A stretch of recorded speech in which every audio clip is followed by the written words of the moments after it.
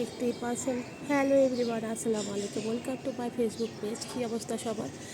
অনেক গরম, বলার বাইরে না। দেখেন কী পরিমাণ রোদ, আর এই লোকটা ছাদের মধ্যে আইসা যা করে, আজকে হাতে হাতে ধরলাম। যাই হোক, এই লোকটা একদমই কী বলবো, আর আমার বলার ভাষা নাই। দেখেন কী পরিমাণ রোদ, গাছগুলো সহ মরে গেছে, গাছের পাতাগুলো সহ শক্ত হয়ে মানে কেমন হয়ে গেছে।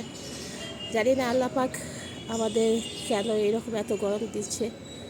আল্লাহর কাছে বেশি বেশি করে ক্ষমা চাওয়া উচিত। হয়তো আল্লাহ আমাদের প্রতি রহমত নাজিল করুক, কারণ আমি জানি আল্লাহ বান্দার প্রতি অনেকটা ভালোবাসা, কখনো বান্দাকে নিরাশ করবে না। বাট একটু ধৈর্য নিয়ে আল্লাহকে ডাকুন, আল্লাহর কাছে সবসময় তওবা করুন, দেখবেন ইনশাআল্লাহ সব ঠিক হয়ে যাবে। এই দুবাই মন্দিরটা বানানোর পর থেকে আমি লক্ষ্য করছি যে আমাদের বাংলাদেশে প্রচুর পরিমাণ গরম পড়ে গেছে, বৃষ্টির কোনো ইয়া নেই।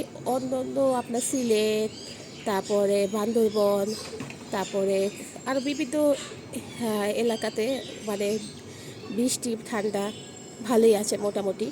বাট আমাদের ঢাকাতে এত পরিমাণ তাপমাত্রা যে ঘর থেকে ফিরে এলে মাথা ঘুরায়। আর দ্বিতীয়ত কথা, রাত্রের তাপমাত্রাটা বেশি বাড়ে। আর যারা উপরে ফ্লোরে থাকেন তারা তো মানে আর কি বলুন, তাদের যায় অবস্থা। আর যাদের স্বার্থ অনুযায়ী টাকা আছে তারা এসি কিনে নেবে, আর যাদের স্বার্থ অনুযায়ী টাকা নেই তারা কী করবে?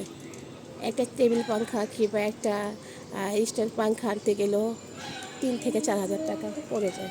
যাই হোক, আর জ্ঞান দিব না, শুধু এটাই বলবো আল্লাহ পাক যাতে আমাদের ক্ষমা দৃষ্টিতে দেখে, আমাদের প্রতি রহমত নাজির করে।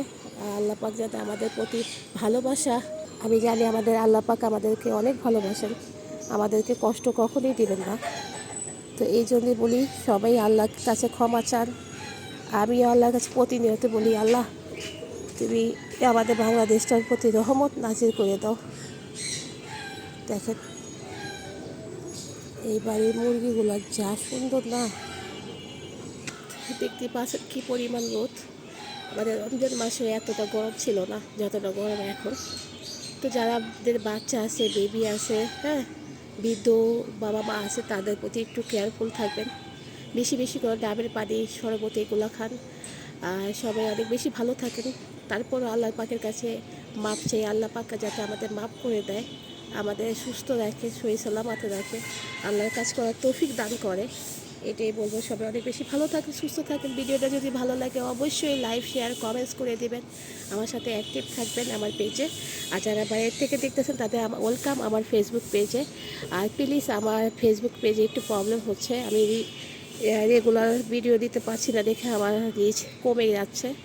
তো সবাই আমাকে একটু সাপোর্ট করবেন, ভালো থাকবেন, সুস্থ থাকবেন। আল্লাহ হাফেজ, আল্লাহ হাফেজ, আল্লাহ হাফেজ। Thank you so much watching my video. আল্লাহ হাফেজ।